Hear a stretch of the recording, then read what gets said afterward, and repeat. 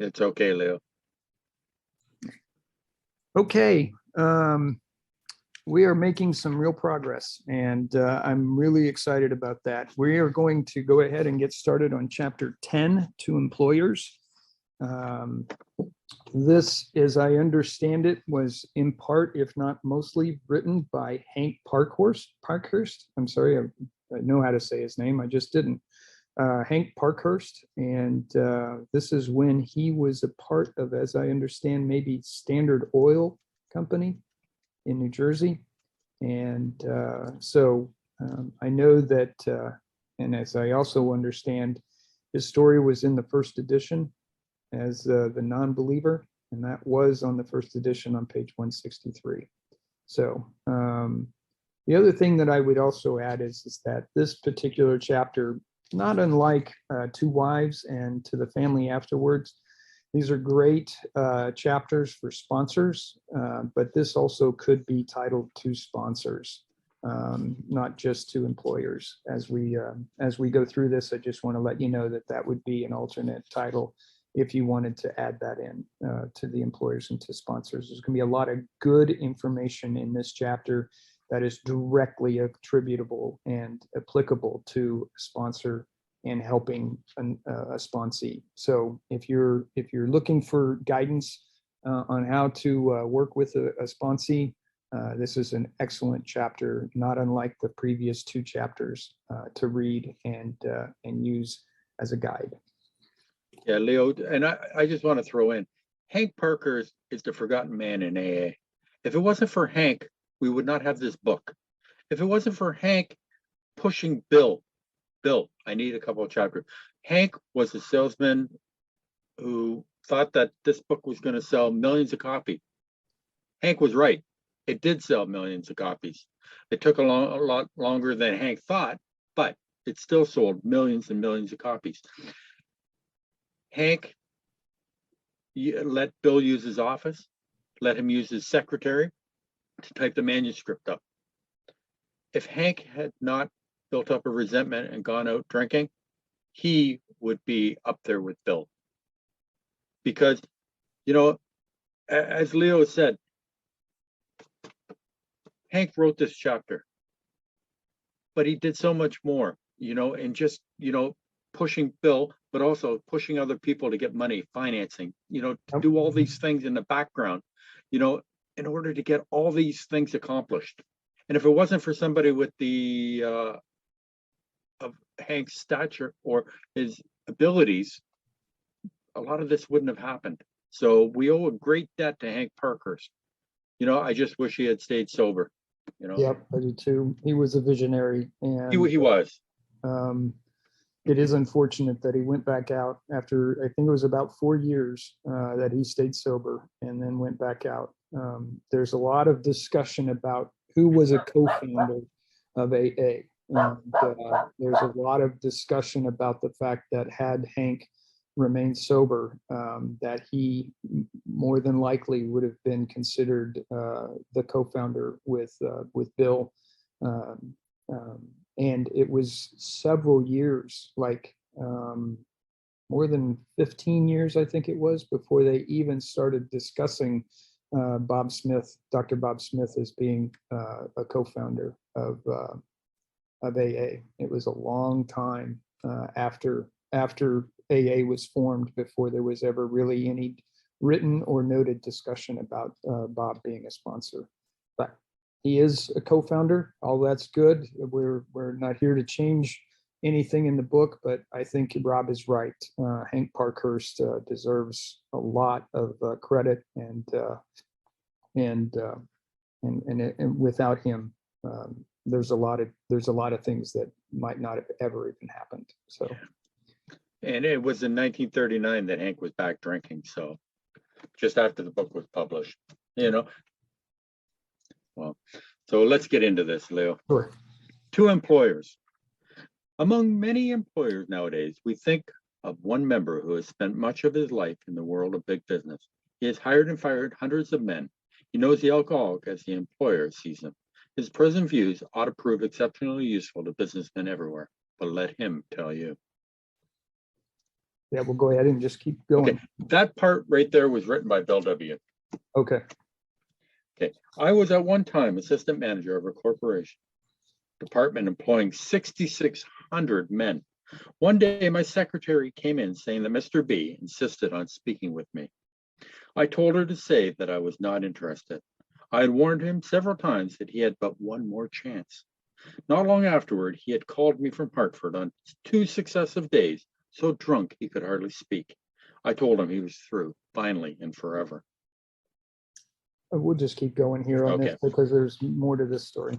Exactly. My secretary returned to say that it was not Mr. B on the phone. It was Mr. B's brother, and he wished to give me a message. I still expected a plea for clemency, but these words came through the receiver. I just wanted to tell you that Paul jumped from a hotel window in Hartford last Saturday.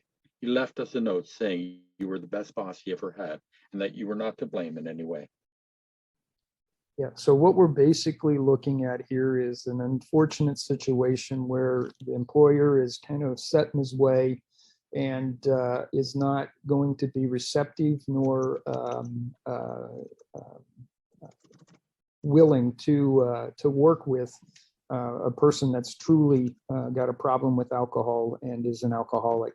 And I would just say that maybe the alcohol has contributed here, but this person obviously had some bigger problems that most alcoholics don't have with regard to the position that this particular person was in, Paul, having decided to jump and commit suicide. So it's important, I think, for a couple of things here. One is that we're getting, you know, the employer who is at first resistant, objectionable to people that are drinking and can't control their drinking, doesn't want to hear anything, kind of gives that cold shoulder in a big way. We're also looking at the individuals that are struggling with alcohol. They're reaching out in some manner or fashion, either asking for help or in this case, asking for clemency, you know, just to see past the problems that are going on. And I think what we're going to find as you go ahead, as we read this chapter is that this person, this employer is going to have a change of heart in a major way as the story unfolds. But what a message to get with regard to that. And here's another thing, and this is something that I learned from another person that was recovered alcoholic that sponsors people. He had actually taken on a young man that was his sponsee. But what started happening is that the sponsee was suicidal and would call him in the middle of the night and tell him that he was about to take his own life and that type of thing, which actually proved to be false. The young man ultimately didn't take his life, but he ended up having to, the sponsor had to talk to the parents of this young man and actually plead with them to get him some extra and professional help. But what it did for the sponsor is that it taught him a lesson too, and that is that, you know, we're not qualified to do all things for the problems that these individual sponsees may have.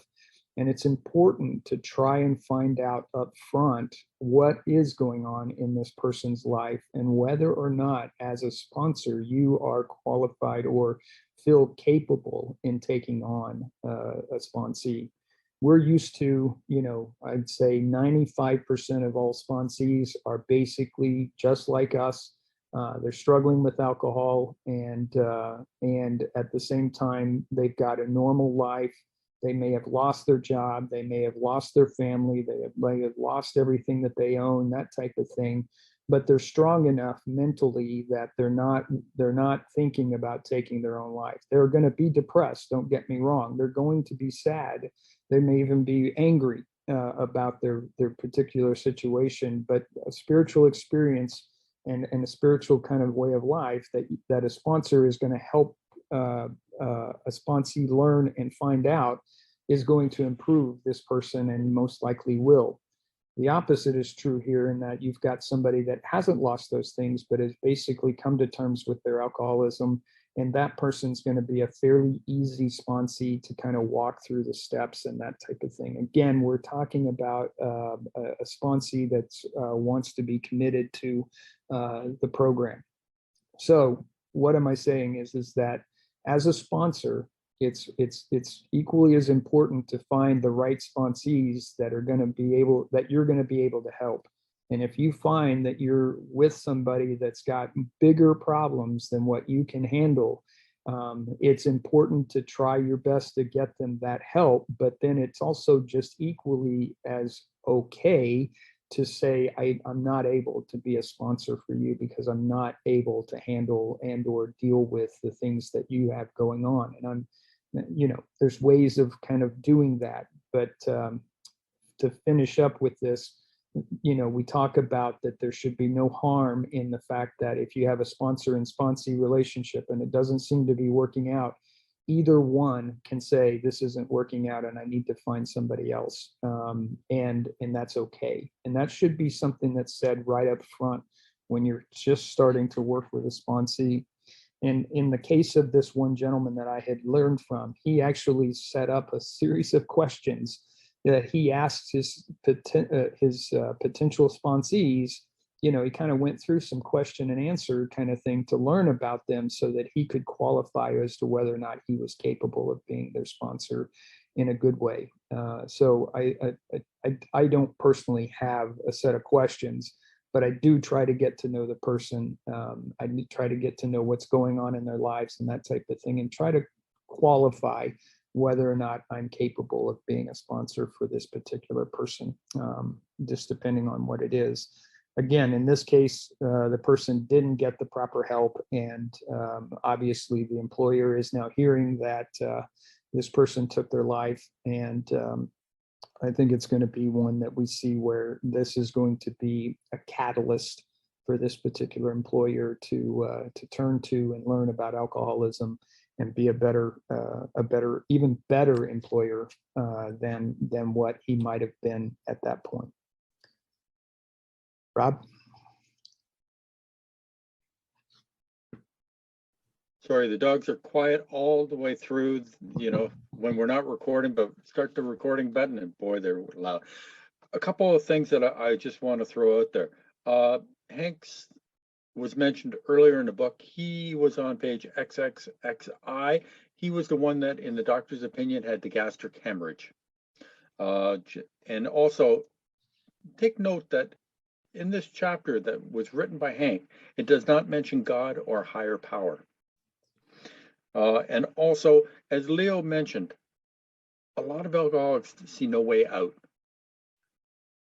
There's no solution.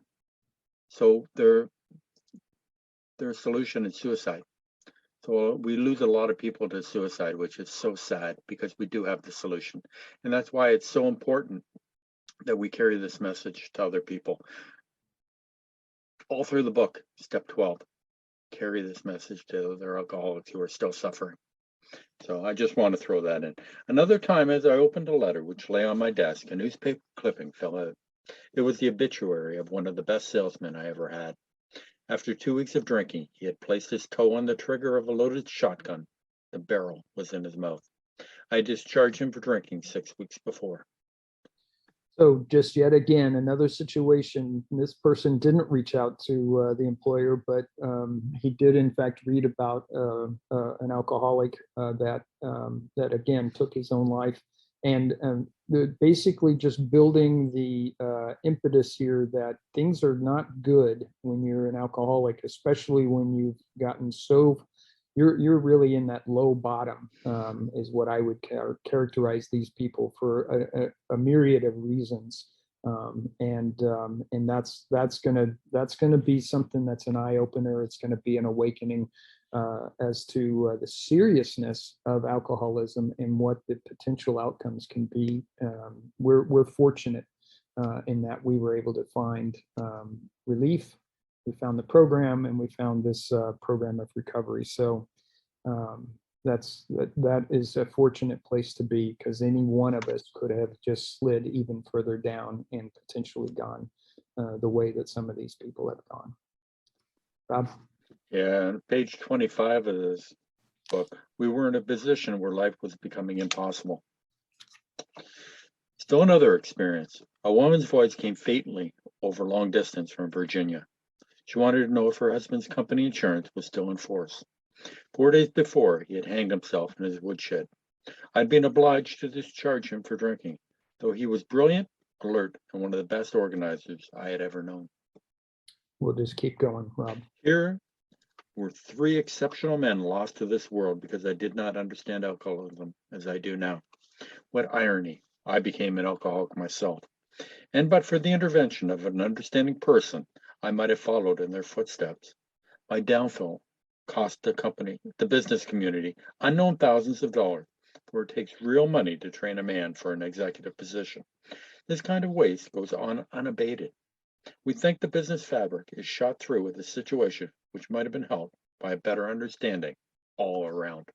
Yeah, and so really what this is an awakening. It's all of a sudden, and it's a stark awakening, because obviously if you've lost in relatively quick succession 3 of your best employees, as he describes them, or at least 3 of very good employees to suicide, and there is alcohol as a contributor to that. That is something that really takes hold of you. And the admission that we've got here is this employer just didn't understand alcoholism as he now does, and by his own admission became an alcoholic himself. And so the intervention and the understanding person here is Bill W. That met up with Hank in Towns Hospital in 1935.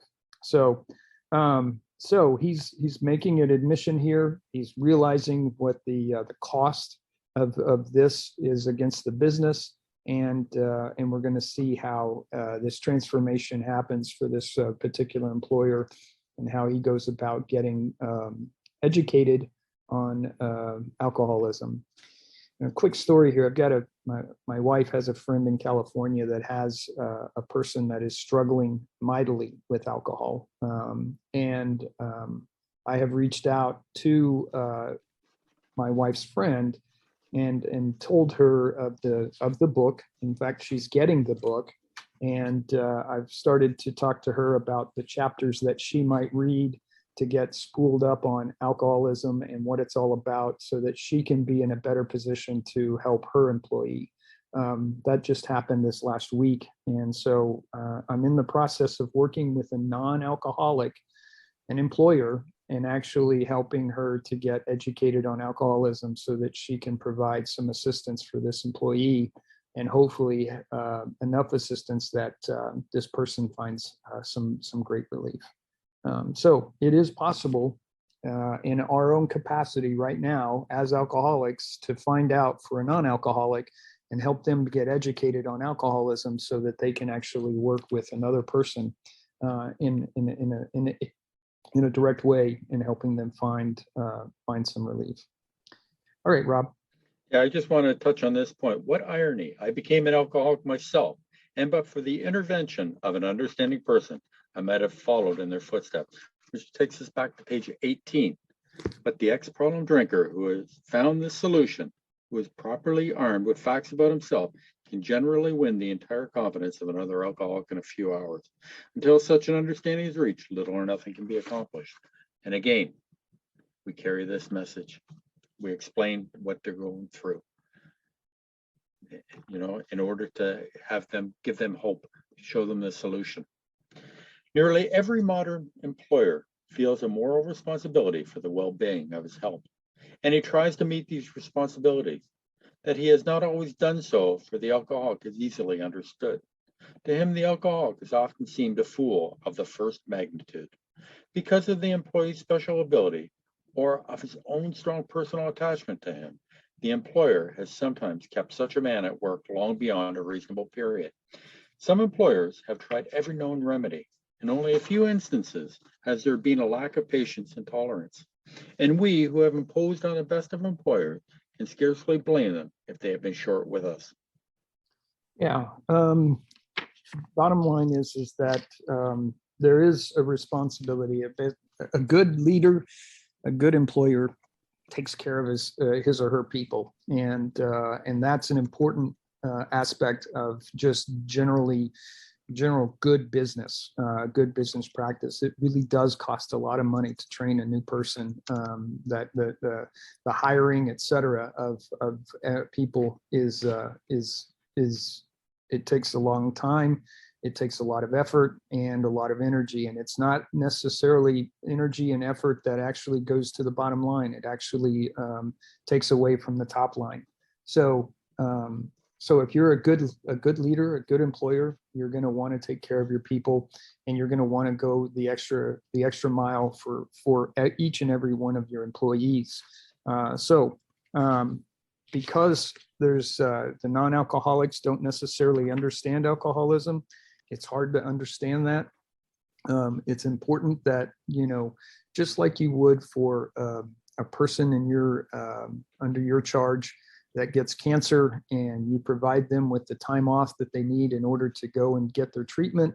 You assist them and their families with anything that you can do to try and ease the pain and the suffering that goes on with trying to beat cancer.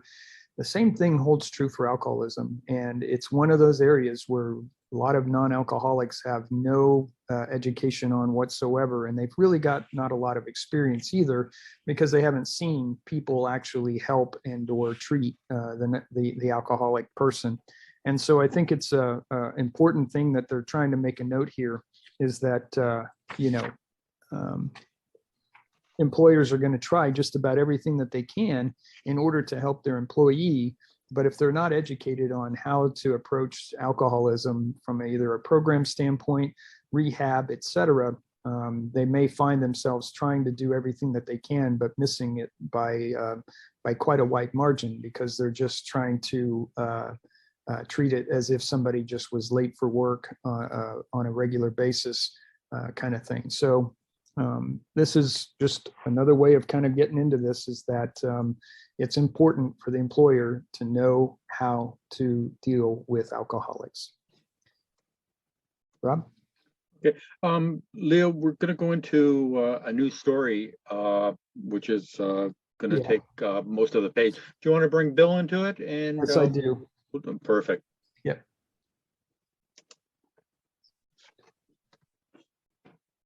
Hi, this is Bill, alcoholic from New Jersey.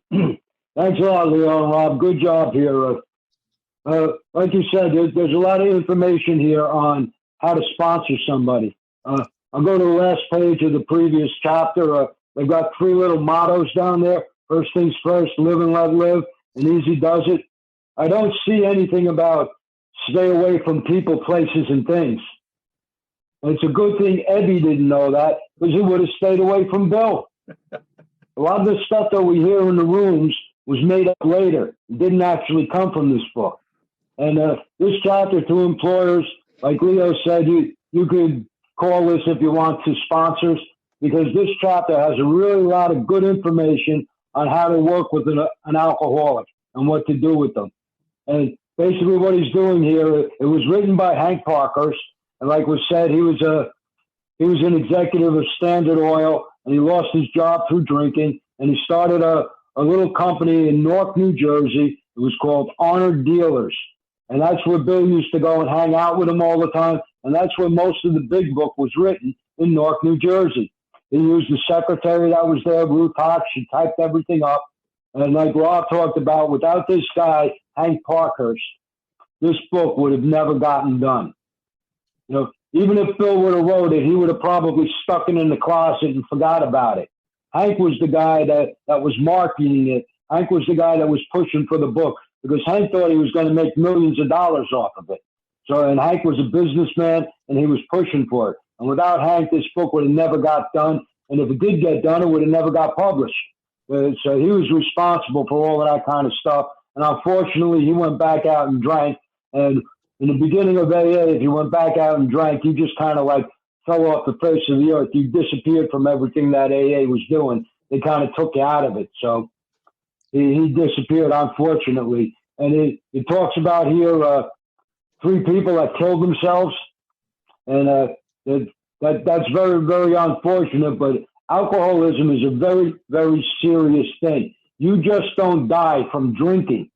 You can wind up killing yourself from the effects of what alcohol does to your brain. And these people, obviously, upstairs, something was wrong, and they wound up killing themselves.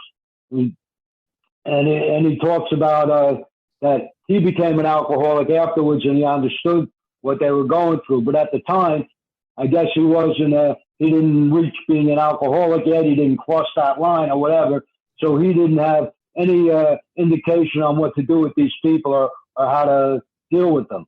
So again, this book, you can use this chapter. In fact, you can use the last 4 chapters for information on how to sponsor somebody, because these last 4 chapters are telling us how to work with another alcoholic, which is what the solution to alcoholism is. Carrying the message is what keeps us sober. That's all I got. Thanks a lot for letting me share. Thank you very much, Bill, as always. All right. Rob, we'll go ahead and close with the Serenity Prayer, and then we'll open it up for some discussion. That'd be great. You got it, sir. Serenity prayer. God, grant me the serenity to accept the things I cannot change, courage to change the things I can, and the wisdom to know the difference.